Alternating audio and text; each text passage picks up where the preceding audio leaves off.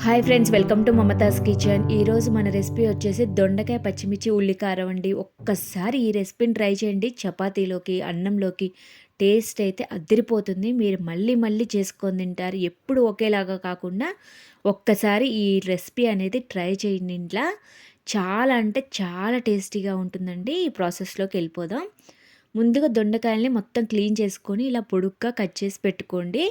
నేనైతే పావు కేజీ కంటే కొంచెం ఎక్కువనే తీసుకుంటున్నానండి. ముందుగా అయితే ఇలా కట్ చేసి పెట్టుకున్నాక మిక్సీ జార్లో ఒక ఆనియన్, మీకు స్పైసీనెస్ తగ్గట్టు పచ్చిమిర్చి,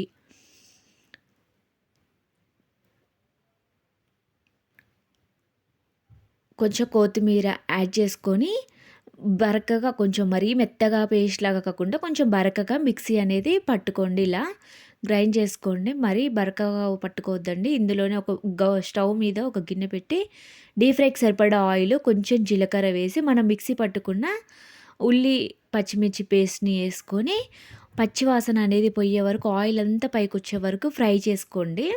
మొత్తం నిదానంగా ఆయిల్ అంతా పైకొచ్చే వరకు, పచ్చివాసన పోయే వరకు ఫ్రై చేసుకోండి. అందులోనే అల్లం వెల్లుల్లి పేస్ట్ వేసుకోండి. మీ దగ్గర అల్లం వెల్లుల్లి పేస్ట్ అనేది లేకపోతే, ఒకవేళ అల్లం వెల్లుల్లి అనేది ఆ మిక్సీ జార్లోనే మిక్సీ పట్టుకోండి.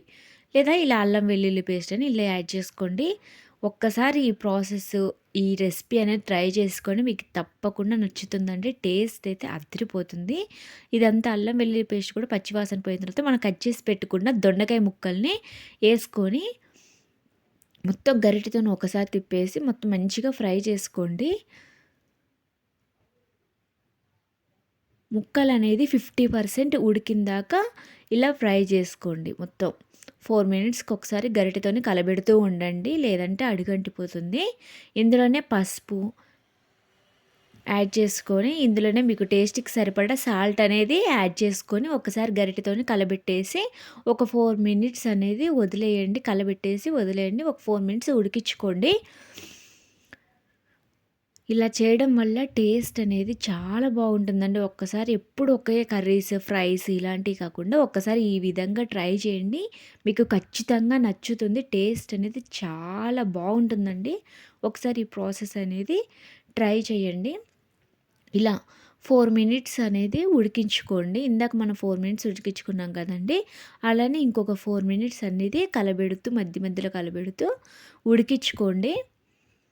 ఒక 50% ముక్క అనేది ఒక 50% ఉడకాలండి. ఇప్పుడైతే కొంచెం ఇరగట్లేదు. కొంచెం ఒక ఇట్లా తుంచితే కట్ చేసేంత వరకు ఉండేటట్టు ఉడికించుకోండి మంచిగా.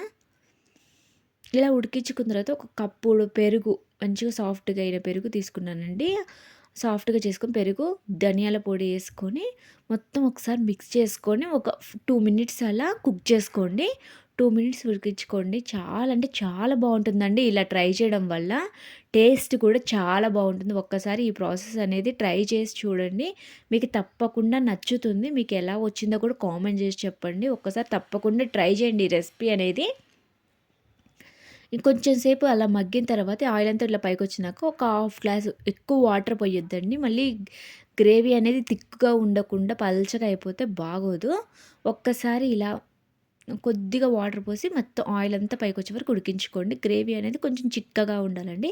ఇలా ఉంటే సరిపోతుంది. మొత్తం ముక్కలనేది సాఫ్ట్‌గా, మెత్తగా ఉడికే వరకు కుక్ చేసుకోండి. ఇలా మెత్తగా ఉడికిన తర్వాత మనం ఒక 2 మినిట్స్ అలా ఉంచేసి స్టవ్ అనేది ఆఫ్ చేసుకోండి. మీకెలా వచ్చిందో కర్రీ గూడా నాకు ట్రై చేసి మీకెలా వచ్చిందో కామెంట్ చేసి చెప్పండి. నా ఛానెల్ సబ్స్క్రైబ్ చేసుకోండి, సపోర్ట్ చేయండి, లైక్ చేయండి. మీ కూరైతే తప్పకుండా నచ్చుతుందండి. సబ్స్క్రైబ్ చేసుకోండి ఫ్రెండ్స్.